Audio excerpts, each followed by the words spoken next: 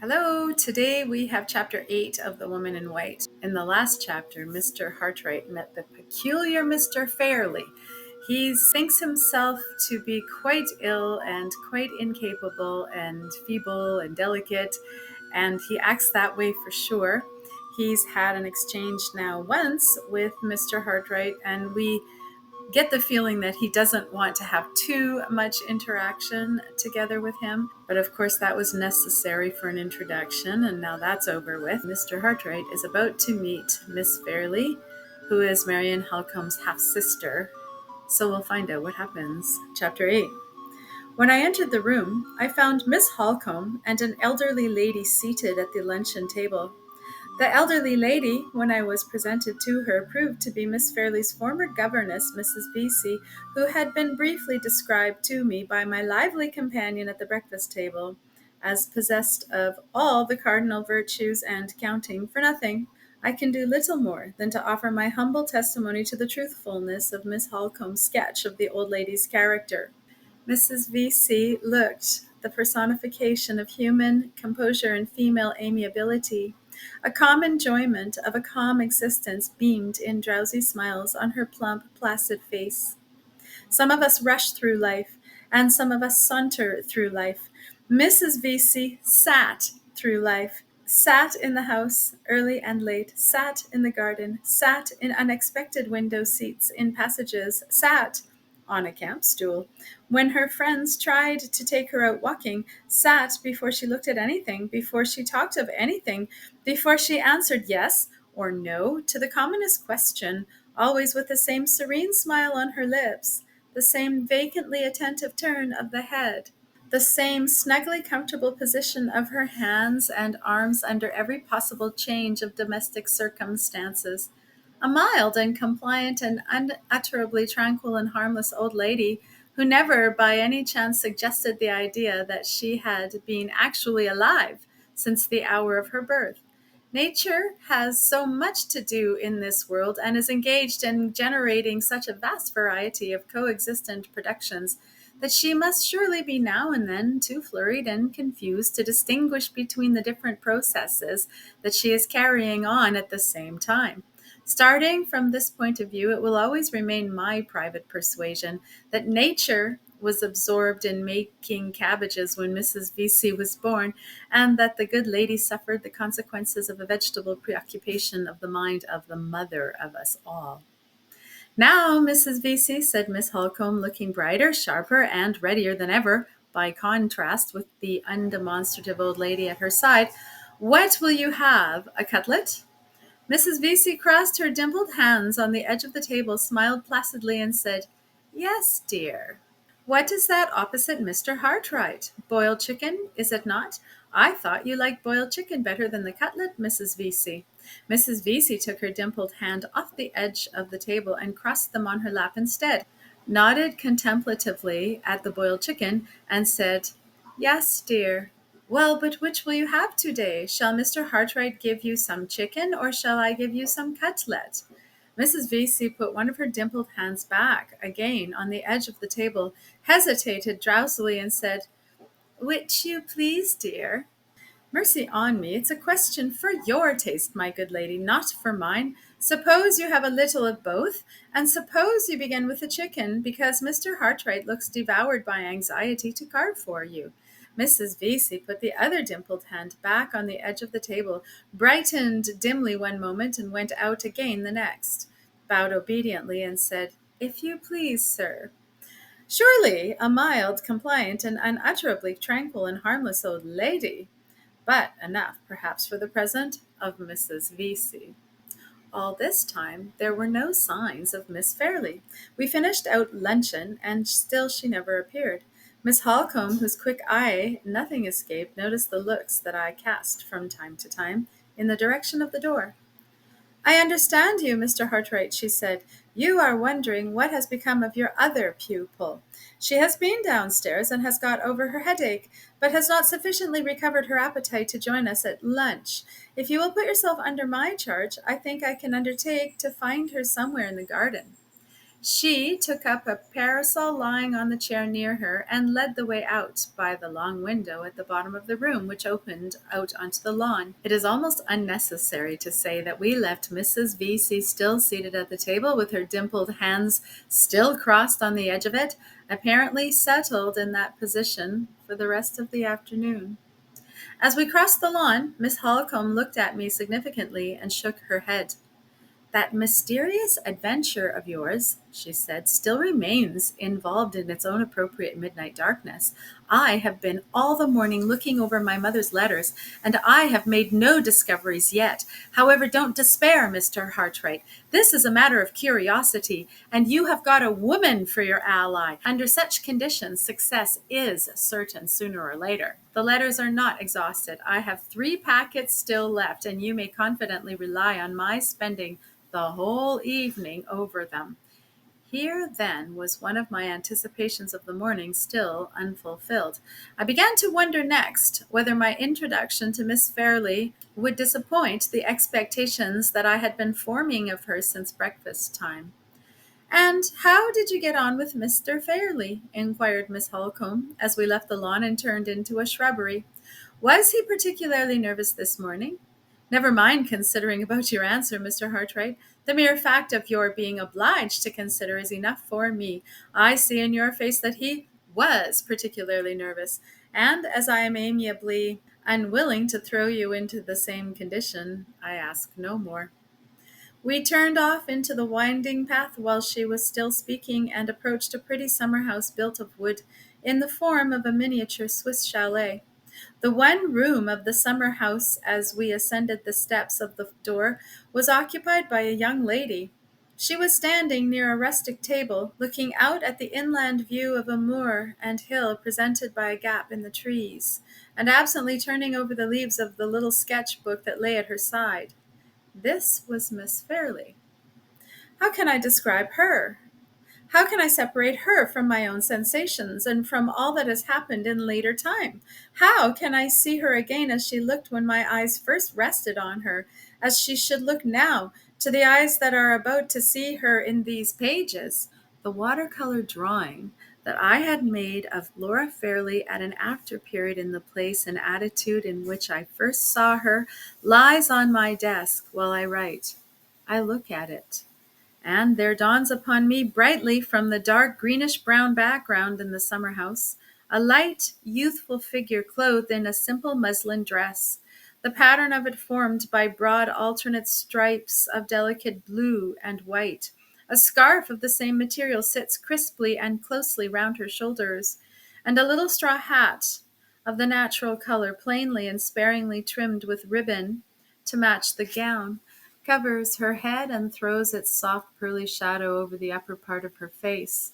Her hair is of so faint and pale a brown, not flaxen and yet almost as light, not golden and yet almost as glossy, that it nearly melts here and there into the shadow of the hat.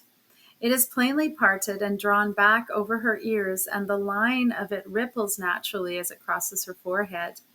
The eyebrows are rather darker than the hair, and the eyes are of that soft, limpid turquoise blue, so often sung by the poets, so seldom seen in real life. Lovely eyes in color, lovely eyes in form, large and tender and quietly thoughtful, but beautiful above all things in that clear truthfulness of look that dwells in the inmost depths and shines through all their changes of expression with the light of a purer and better world. The charm, most gently and yet most distinctly expressed, which they shed over the whole face, so covers and transforms its little natural human blemishes elsewhere, that it is difficult to estimate the relative merits and defects of the other features. It is hard to see that the lower part of the face is too delicately refined away towards the chin to be in full and fair proportion with the upper part, that the nose, in escaping the aquiline blend, always hard and cruel in a woman, no matter how abstractedly perfect it may be, has erred a little in the other extreme, and has missed the ideal straightness of line, that the sweet, sensitive lips are subject to slight nervous contraction when she smiles, which draws them upward a little at one corner towards the cheek. It might be possible to note these blemishes in another woman's face, but it is not easy to dwell on them in hers, so subtly are they connected with all that is individual and characteristic in her expression. And so closely does the expression depend for its full play and life in every other feature on the moving impulse of the eyes. Does my poor portrait of her, my fond, patient labor of long and happy days, show me these things? Ah, how few of them are in the dim mechanical drawing, and how many in the mind with which I regard it. A fair, delicate girl in a pretty light dress, trifling with the leaves of a sketch-book, while she looks up from it with truthful, innocent blue eyes. That is all the drawing can say. All, perhaps, that even the deeper reach of thought and pen can say in their language either. The woman who first gives life, light, and form to our shadowy conceptions of beauty fills a void in our spiritual nature that has remained unknown to us till she appeared. Sympathies that lie too deep for words, too deep almost for thoughts, are touched at such times by other charms than those which the senses feel and which the resources of expression can realize. The mystery which underlies the beauty of women is never raised above the reach of all expression until it has claimed kindred with the deeper mystery of our own souls. Then, and then only, has it passed beyond the narrow region on which light falls in this world from the pencil and the pen. Think of her as you thought of the first woman who quickened the pulses within you, and the rest of her sex had no art to stir. Let the kind, candid eyes meet yours as they met mine, with the one matchless look which we both remember so well. Let her voice speak the music that you once loved best, attuned as sweetly to your ear as to mine. Let her footstep as she comes and goes in these pages be like that other footstep to whose airy fall your own heart once beat time. Take her as the visionary nursling of your own fancy, and she will grow upon you, all the more clearly as the living woman who dwells in mine.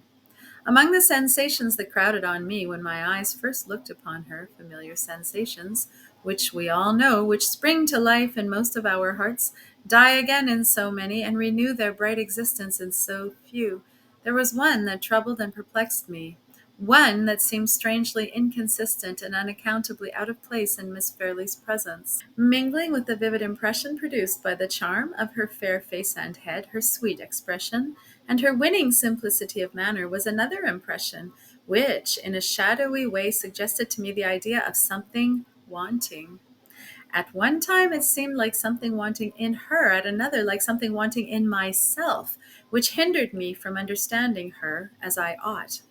The impression was always strongest in the most contradictory manner, when she looked at me, or in other words, when I was most conscious of the harmony and charm of her face, and yet at the same time most troubled by the sense of an incompleteness which it was possible to discover. Something wanting, and where it was, and what it was, I could not say. The effect of this curious caprice of fancy, as I thought it then, was not of a nature to set me at my ease during my first interview with Miss Fairlie. The few kind words of welcome which she spoke found me hardly self-possessed enough to thank her in the customary phrases of a reply. Observing my hesitation, and no doubt attributing it naturally enough to some momentary shyness on my part, Miss Holcombe took the business of talking as easily and readily as usual into her own hands. "Look there, Mr. Hartright," she said, pointing to the sketch-book on the table and to the little delicate wandering hand that was still trifling with it. "Surely you will acknowledge that your model pupil is found at last? The moment she hears that you are in the house, she seizes her inestimable sketch-book, looks universal nature straight in the face, and longs to begin." Miss Fairlie laughed with a ready good humor, which broke out as brightly as if it had been a part of the sunshine above us over her lovely face. "I must not take credit to myself where no credit is due," she said, her clear, truthful blue eyes looking alternately at Miss Holcombe and at me. Fond as I am of drawing, I am so conscious of my own ignorance that I am more afraid than anxious to begin. Now I know you are here, Mr. Hartright, I find myself looking over my sketches, as I used to look over my lessons when I was a little girl, and when I was sadly afraid that I should turn out not fit to be heard. She made the confession very prettily and simply, and with a quaint childish earnestness drew the sketch-book away close to her own side of the table. Miss Holcombe cut the knot of the little embarrassment forthwith in her resolute, downright way. Good, bad, or indifferent, she said, the pupil's sketches must pass through the fiery ordeal of the master's judgment, and there's an end of it. Suppose we take them with us in the carriage, Laura, and let Mr. Hartright see them for the first time under circumstances of perpetual jolting and interruption. If we can only confuse him all through the drive, between nature as it is when he looks up at the view, and nature as it is not when he looks down again at our sketchbooks, we shall drive him into the last desperate refuge of paying us compliments, and shall slip through his professional fingers with our pet feathers of vanity all unruffled. I hope Mr. Hartright will pay me no compliments, said Miss Fairlie, as we all left the summer house. May I venture to inquire why you express that hope? I asked. Because I shall believe all that you say to me, she answered simply. In those few words, she unconsciously gave me the key to her whole character, to that generous trust in others which in her nature grew innocently out of the sense of her own truth. I only knew it intuitively then. I know it by experience now. We merely waited to rouse good Mrs. Vesey from the place which she still occupied at the deserted luncheon table before we entered the open carriage for our promised drive. The old lady and Miss Holcombe occupied the back seat, and Miss Fairlie and I sat together in front, with the sketch-book open between us, fairly exhibited at last to my professional eyes. All serious criticism on the drawings, even if I had been disposed to volunteer it, was rendered impossible by Miss Holcombe's lively resolution to see nothing but the ridiculous side of the fine arts, as practised by herself, her sister, and ladies in general. I can remember the conversation that passed far more easily than the sketches that I mechanically looked over. That part of the talk especially, in which Miss Fairlie took any share, is still as vividly impressed on my memory as if I had heard it only a few hours ago. Yes, let me acknowledge that on this first day I let the charm of her presence lure me from the recollection of myself and my position.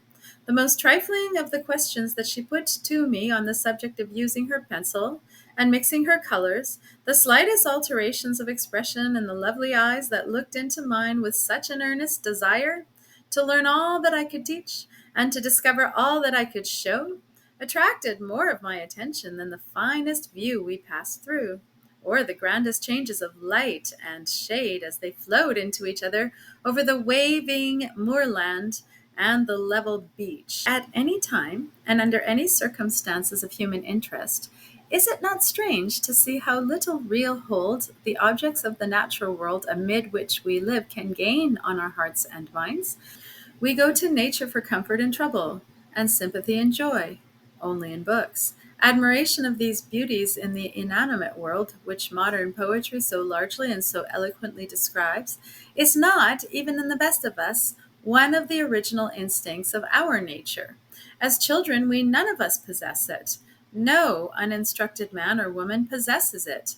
Those whose lives are most exclusively passed amid the ever-changing wonders of sea and land are also those who are most universally insensible to every aspect of nature, not directly associated with the human interest of their calling.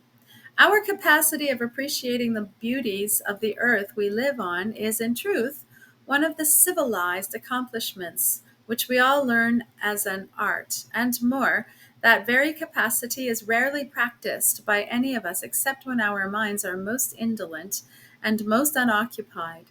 How much share have the attractions of nature ever had in the pleasurable or painful interests and emotions of ourselves or our friends? What space do they ever occupy in the thousand little narratives of personal experience which pass every day by word of mouth from one of us to the other? All that our minds can compass, All that our hearts can learn can be accomplished with equal certainty, equal profit, and equal satisfaction to ourselves in the poorest as in the richest prospect that the face of the earth can show. There is surely a reason for this want of inborn sympathy, because the creature and the creation around it, a reason which may perhaps be found in the widely differing destinies of man and his earthly sphere. The grandest mountain prospect that the eye can range over is appointed to annihilation.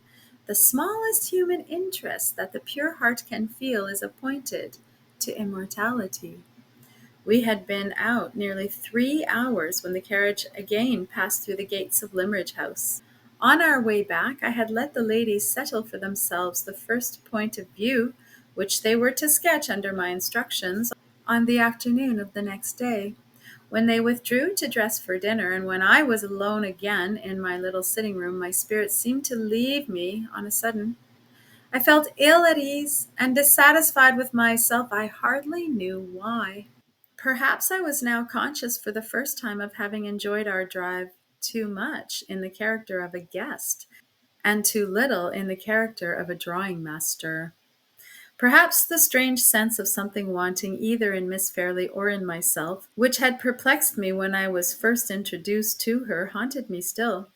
Anyhow, it was a relief to my spirits when the dinner hour called me out of my solitude and took me back to the society of the ladies of the house. I was struck on entering the drawing room by the curious contrast, rather in material than in color, of the dresses which they now wore. While Mrs. Vesey and Miss Holcombe were richly clad, each in the matter most becoming to her age, the first in silver gray, and the second in that delicate primrose yellow color which matches so well with a dark complexion and black hair. Miss Fairlie was unpretendingly and almost poorly dressed in a plain white muslin. It was spotlessly pure, it was beautifully put on, but still it was the sort of dress which the wife or daughter of a poor man might have worn, and it made her, so far as externals went, look less affluent in circumstances than her own governess. At a later period, when I learnt to know more of Miss Fairlie's character, I discovered that this curious contrast on the wrong side was due to her natural delicacy of feeling and natural intensity of aversion to the slightest personal display of her own wealth. Neither Mrs. Vesey nor Miss Halcombe could ever induce her to let the advantage in dress desert the two ladies who were poor and lean to the side of the one lady who was rich. When the dinner was over, we returned together to the drawing room. Although Mr. Fairlie, emulating the magnificent condescension for the monarch who had picked up Titian's brush for him, had instructed his butler to consult my wishes in relation to the wine that I might prefer after dinner, I was resolute enough to resist the temptation of sitting in solitary grandeur among bottles of my own choosing, and sensible enough to ask the ladies' permission to leave the table with them habitually, on the civilized foreign plan, during the period of my residence at Limmeridge House. The drawing room, to which we had now withdrawn for the rest of the evening, was on the ground floor, and was of the same shape and size as the breakfast room. Large glass doors at the lower end opened onto the terrace, beautifully ornamented along its whole length with a profusion of flowers. The soft, hazy twilight was just shading leaf and blossom alike into harmony with its own sober hues as we entered the room, and the sweet evening scent of the flowers met us with its fragrant welcome through the open glass doors. Good Mrs. Vesey, always the first of the party to sit down, took possession of an armchair in the corner and dozed off comfortably to sleep. At my request, Miss Fairlie placed herself at the piano. As I followed her to a seat near the instrument, I saw Miss Holcombe retire into a recess of one of the side windows to proceed with the search through her mother's letters by the last quiet rays of the evening light. How vividly that peaceful home picture of the drawing room comes back to me while I write. From the place where I sat, I could see Miss Holcombe's graceful figure, half of it in soft light, half in mysterious shadow, bending intently over the letters in her lap, while nearer to me, the fair profile of the player at the piano was just delicately defined against the faintly deepening background of the inner wall of the room. Outside on the terrace, the clustering flowers and long grasses and creepers waved so gently in the night evening air that the sound of their rustling never reached us. The sky was without a cloud, and the dawning mystery of moonlight began to tremble already in the region of the eastern heaven.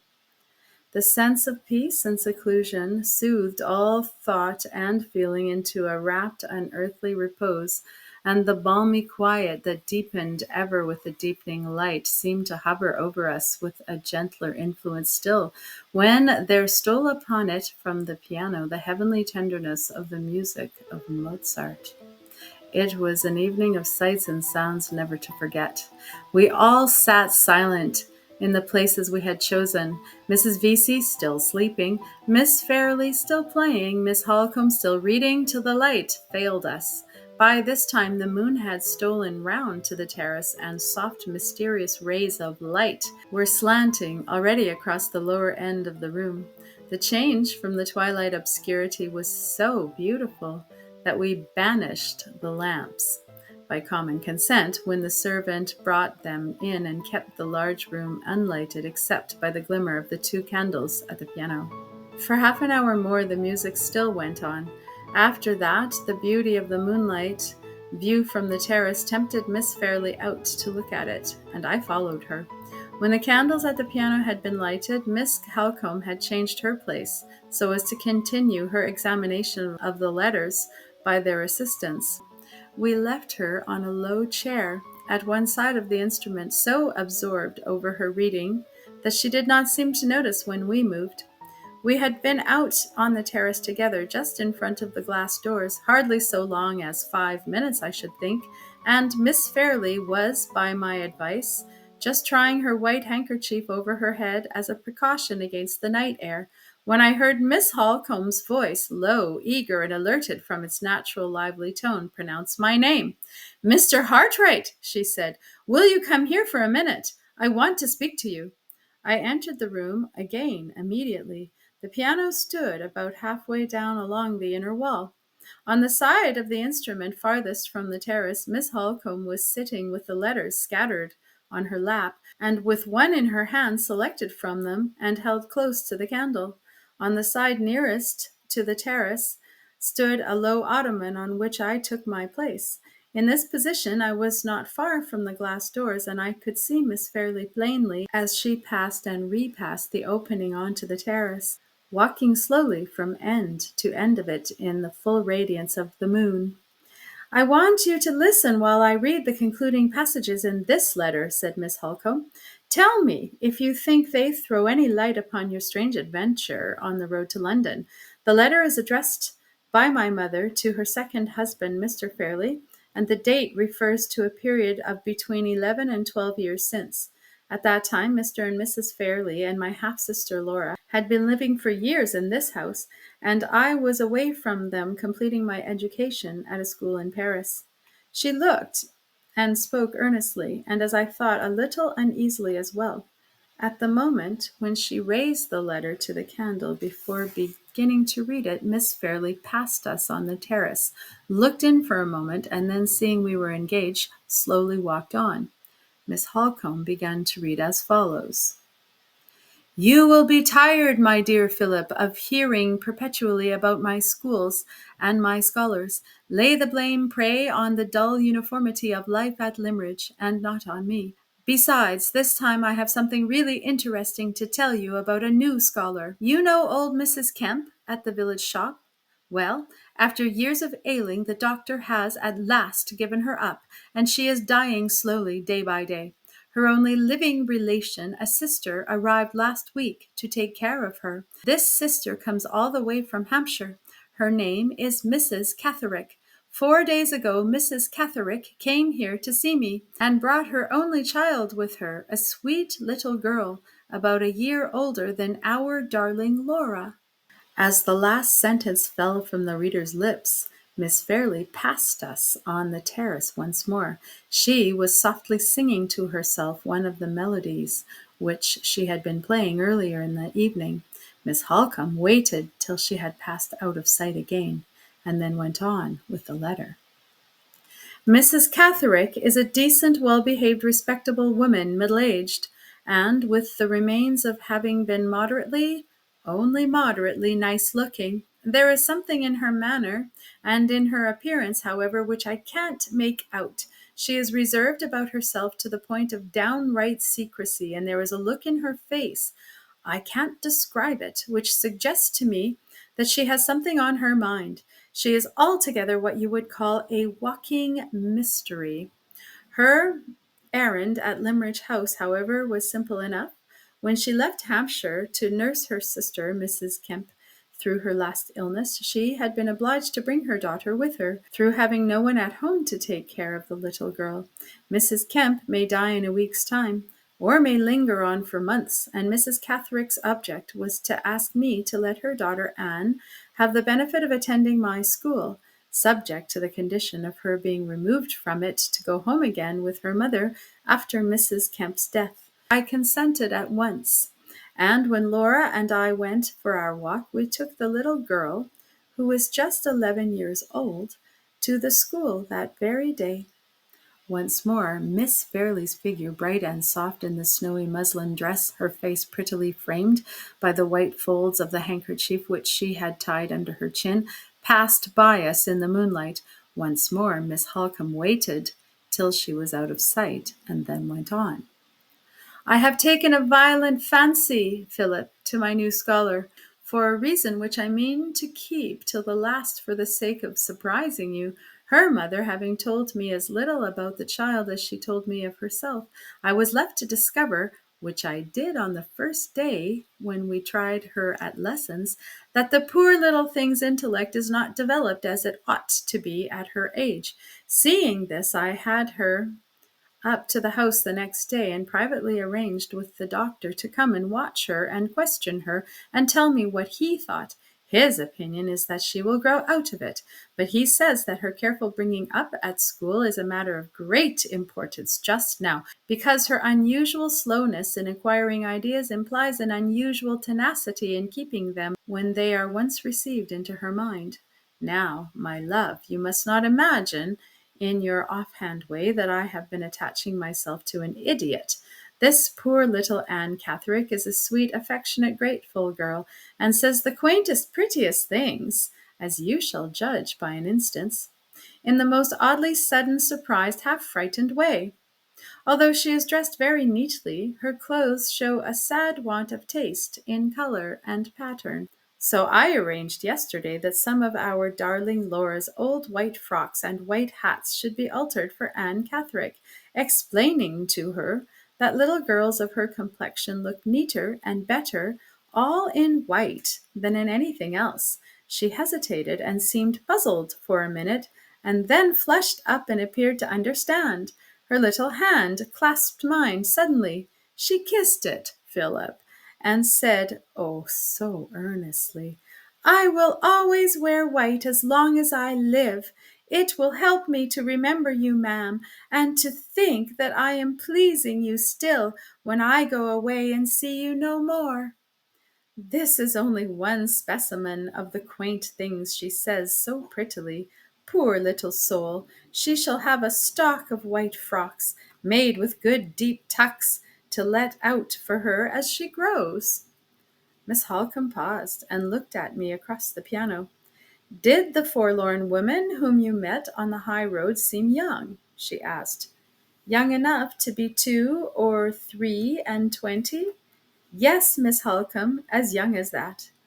And she was strangely dressed from head to foot, all in white? All in white. While the answer was passing my lips, Miss Fairlie glided into view on the terrace for the third time. Instead of proceeding on her walk, she stopped, with her back turned towards us, and, leaning on the balustrade of the terrace, looked down into the garden below, my eyes fixed upon the white gleam of her muslin gown and head-dress in the moonlight, and a sensation for which I can find no name, a sensation that quickened my pulse and raised a fluttering in my heart, began to steal over me. All in white, Miss Holcombe repeated. The most important sentences in the letter, Mr. Hartright, are those at the end, which I will read to you immediately, but I can't help dwelling a little upon the coincidence of the white costume of the woman you met, and the white frocks which produced that strange answer from my mother's little scholar. The doctor may have been wrong when he discovered the child's defects of intellect, and predicted that she would grow out of them. She may never have grown out of them, and the old grateful fancy about dressing in white, which was a serious feeling to the girl, may be a serious feeling to the woman still. I said a few words in answer, I hardly know what. All my attention was concentrated on the white gleam of Miss Fairlie's muslin dress. Listen to the last sentences of the letter, said Miss Holcombe. I think they will surprise you. As she raised the letter to the light of the candle, Miss Fairlie turned from the balustrade, looked doubtfully up and down the terrace, advanced a step toward the glass doors, and then stopped, facing us. Meanwhile, Miss Holcombe read me the last sentences to which she had referred. And now, my love, seeing that I am at the end of my paper, now for the real reason, the surprising reason for my fondness for little Anne Catherick, my dear Philip. Although she is not half so pretty, she is nevertheless, by one of these extraordinary caprices of accident resemblance, which one sometimes sees, the living likeness in her hair, her complexion, the color of her eyes, and the shape of her face. I started up from the ottoman before Miss Holcombe could pronounce the next words. A thrill of the same feeling which ran through me when the touch was laid upon my shoulder on the lonely high road chilled me once again. There stood Miss Fairlie, a white figure alone in the moonlight, in her attitude, in the turn of her head, in her complexion, in the shape of her face, the living image, at that distance and under those circumstances, of the woman in white. The doubt which had troubled my mind for hours and hours past flushed into conviction. In that instant, that something wanting was my own recognition of the ominous likeness between the fugitive from the asylum and my pupil at Limmeridge House. You see it, said Miss Holcombe. She dropped the useless letter, and her eyes flashed as they met mine. You see it now as my mother saw it 11 years since. I see it more unwillingly than I can say. To associate that forlorn, friendless, lost woman, even by an accidental likeness only, with Miss Fairlie, seems like casting a shadow on the future of the bright creature who stands looking at us now. Let me lose the impression again as soon as possible. Call her in, out of that dreary moonlight, pray call her in. Mr. Hartright, you surprise me. Whatever women may be, I thought that men in the 19th century were above superstition. Pray call her in. Hush, hush, she is coming of her own accord. Say nothing in her presence. Let this discovery of the likeness be kept a secret between you and me. Come in, Laura, come in and wake Mrs. Vesey with the piano. Mr. Hartright is petitioning for some more music, and he wants it this time of the lightest and liveliest kind. End of chapter 8.